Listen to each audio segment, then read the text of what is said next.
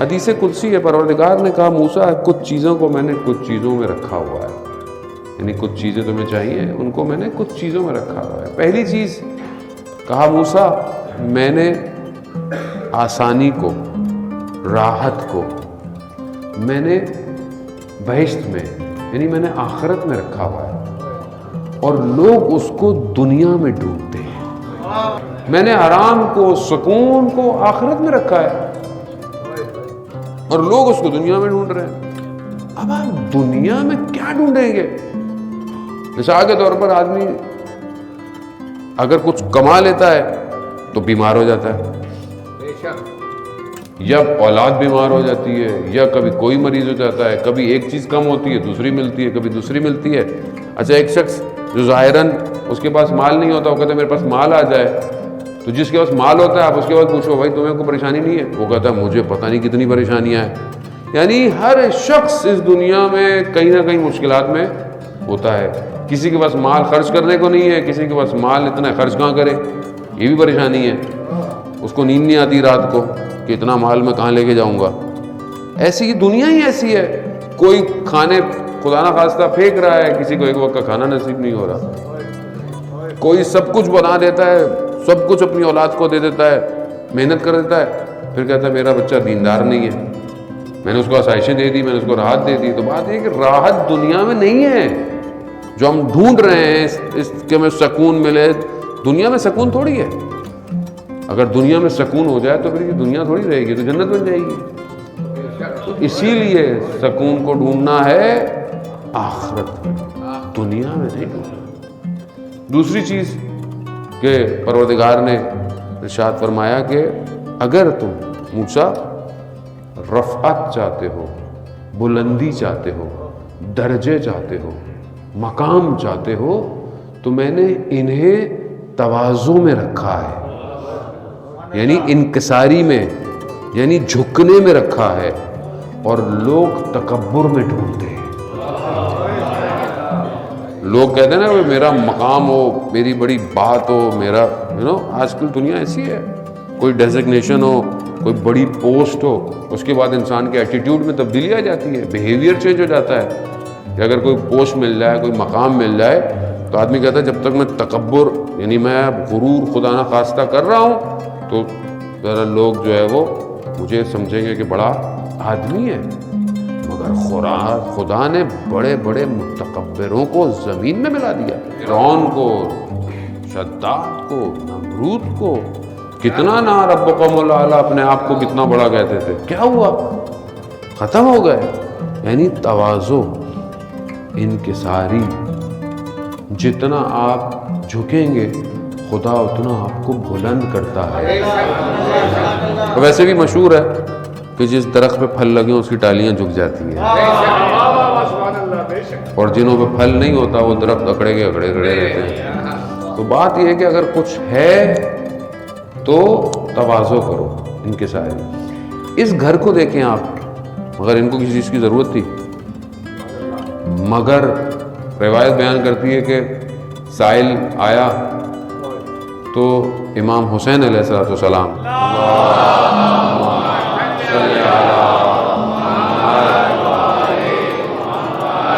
امام نے دروازے کے پیچھے سے دیا، یعنی ہاتھ سامنے نہیں۔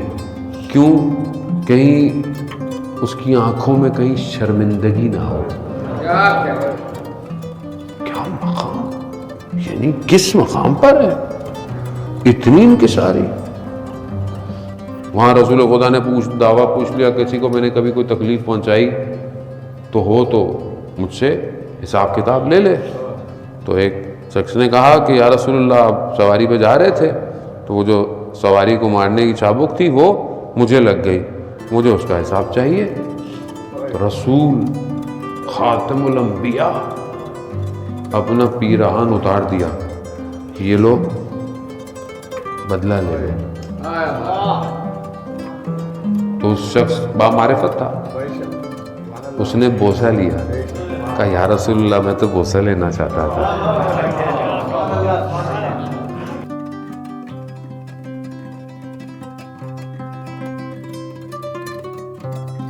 کی گاڑی روڈ پہ جا رہی تھی, کسی کو چینٹیں لگ گئی, جواب تو دینا پڑے گا کہ تم کس تکبر میں روڈ پہ جا رہے تھے. کتنا میں پتہ نہیں آپ کی خدمت میں پچھلے 2-3 ہفتے سے مجالس مسلسل آیا میں پاس کی توفیق ہو رہی ہے. بعض اوقات واقعہ اور روایت ریپیٹ ہو جاتی ہے, مسئلہ نہیں ہوتا. شیخ انصاری, مرتضی انصاری کتنے بڑے عالم دین ہیں کہ جب ان کا انتقال ہوا تو ان کا علم ایک شاگرد نے لیا, ان کی سیاست ایک شاگرد نے لی, اور جو تقویٰ تھا وہ اپنے ساتھ لے کے چلے گئے اس مقام پہ. ان کی والدہ جب نجف آئیں بیٹے کی خدمت میں, تو جیسی نجف آئیں تو عرب خواتین کو پتہ چلا کہ شیخ کی والدہ ہیں, تو گئے اور ہاتھوں کو چومنا شروع کر دیا. اب وہ آئیں تو انہوں نے کہا بیٹا یہ میرا ہاتھ کیوں چوم رہی تھی؟ اب وہ تو جانتے تھے کہ میری وجہ سے چوم رہی ہیں, لیکن بولا نہیں ہے, بولا نہیں. کہا والدہ اسی لیے کہ آپ تہجد گزار ہیں, آپ عابدہ ہیں. تو انہوں نے کہا تو بیٹا تو بہت ساری خواتین ہیں, میرا ہاتھ کیوں چوم رہی ہیں؟ تو کہا والدہ اس لیے کہ آپ زیارات پہ آتی ہیں, نجف, کربلا, اس وجہ سے. تو انہوں نے کہا تو بیٹا بہت خواتین ہیں. اچھا وہ جو یہ کہیں آگے سے وہ آخر کار انہیں بولنا پڑ گیا. شیخ نے کہا کہ والدہ اصل میں وہ میری وجہ سے آپ کو احترام کر رہی ہے. اب مائیں, اللہ یہ گمنام ہے مائیں, تربیت انہوں نے کی ہے. وہ ماں کہتی ہے مرتضیٰ تم کون ہو, تم مگر بندہ خدا نہیں ہو, اس میں کیا ہے تمہارے اندر ایسا؟ بات یہ کہ کیا ہے روز قیامت انسان اگر آج اس کے اندر یہ پایا جاتا ہے تو کمال ہے, ورنہ سب کھوکھلا ہے. تیسری چیز جو پروردگار نے حضرت موسیٰ سے کہا کہ اگر جو ہے وہ موسیٰ عزت چاہتے ہو تو عزت کو خدا نے قیام اللیل میں رکھا ہے. تم عزت چاہتے ہو نا کہ لوگ تمہاری عزت کریں, تو خدا نے عزت کو تہجد کی نماز میں رکھا ہے, اور لوگ اس کو سلاطینوں کے دروازوں میں ڈھونڈ رہے ہیں کہ نہیں آج مطلب میری عزت کیسے ہوگی. اب میں کسی اور کو تو کچھ کو برا لگتا ہے, اس لیے میں ساری باتیں اپنے اوپر لے لیتا ہوں. مطلب عزت کیا ہوگی, مولانا صاحب کے تعلقات ہیں, پرائم منسٹر سے ہی ہوں گے اور کس سے ہوں گے, ایسی ہوگا. سلاطینوں کے دروازے یہی ہیں آج کل.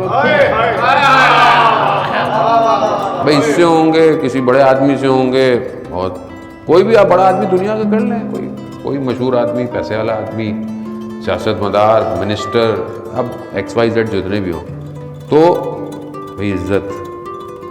ادھر جاؤں گا تو یہ نہیں خدا نخواستہ کہ ہر کوئی اگر خدا نخواستہ کو جاتا ہے نا, عموماً یہی ہے.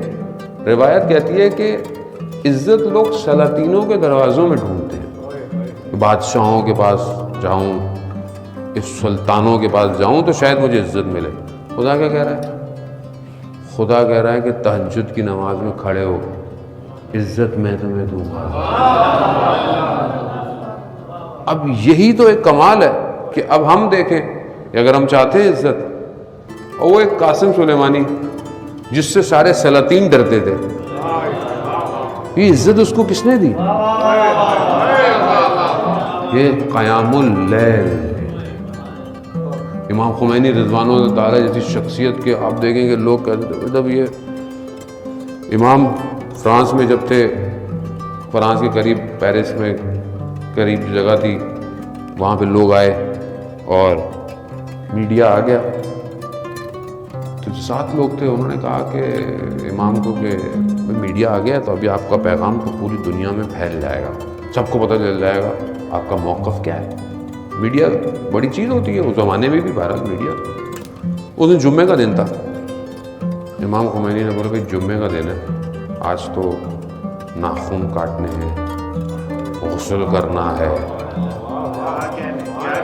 تو کہا کہ امام خمینی ابھی اتنے لوگ یہ آئیں گے, امام خمینی نے کہا ان سے کچھ نہیں ہونے والا, وہ کرنے والا ہے.